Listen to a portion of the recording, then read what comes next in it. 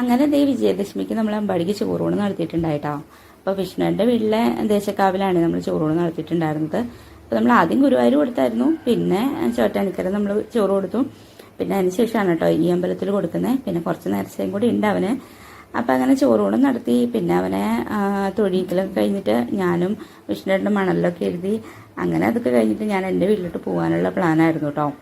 അപ്പോൾ നമ്മുടെ കോതമംഗലം പള്ളിപ്പെരുന്നാളൊക്കെ ആയിട്ട് വീട്ടിൽ പോയി പള്ളിപ്പെരുന്നാളും കൂടി പിറ്റേന്ന് എൻ്റെ വീടിൻ്റെ അവിടുത്തെ അമ്പലത്തിലും കൂടെ ചോറ് കൊടുക്കാന്നൊക്കെയുള്ള പ്ലാനായിരുന്നു കേട്ടോ. അപ്പോൾ നമ്മൾ പോകാൻ നേരത്ത് നല്ല മഴയായിരുന്നു. അപ്പോൾ നമ്മൾ 2 വീലറിനാണ് പോയിട്ടുള്ളതുകൊണ്ട് പകുതി എത്തിയപ്പോഴത്തേക്ക് നമ്മൾ കയറിയൊക്കെ നിന്നിട്ടാണ് കേട്ടോ വീട്ടിൽ എത്തിയത്. അപ്പോൾ വീട്ടിലെത്തിയപ്പോൾ അവിടെ അങ്ങനെ മഴയൊന്നും ഉണ്ടായില്ല. അമ്മ പുതിയതായിട്ട് കുറേ ചെടികളൊക്കെ നട്ടേണ്ടായിട്ടാ, കുറേ പൂക്കളും ഒക്കെ ഉണ്ടായിരുന്നു, പിന്നെ കുറേ പച്ചക്കറി വിത്തുകൾ, അങ്ങനെ എന്തൊക്കെയോ മാറ്റങ്ങളൊക്കെ എനിക്ക് ഇനി തോന്നുന്നുണ്ടായിട്ടാ. പിന്നെ അതേ അമ്മ വന്ന് അമ്പാടീനൊക്കെ എടുത്തിട്ട് കളിപ്പിച്ചുകൊണ്ട് നിൽക്കുവാണേ. പിന്നെ എൻ്റെ ചേട്ടനും വന്നു. അങ്ങനെ എല്ലാവരും കൂടി വർത്താനൊക്കെ പറഞ്ഞിട്ട് ഞങ്ങൾ പള്ളിപ്പെരുന്നാളിന് പോകാനുള്ള തിരക്കിലായിരുന്നു കേട്ടോ. അപ്പോൾ ഇന്നത്തെ ഈ ഒരു വീഡിയോ ഇത്രേ ഉള്ളൂ. അപ്പോൾ വീഡിയോസ് ഇഷ്ടപ്പെട്ടിട്ടുണ്ടെങ്കിൽ ചാനലൊന്ന് സബ്സ്ക്രൈബ് ചെയ്ത് സപ്പോർട്ട് ചെയ്യണം കേട്ടോ. അപ്പോൾ നമുക്ക് വേറൊരു വീഡിയോ ആയിട്ട് കാണാം.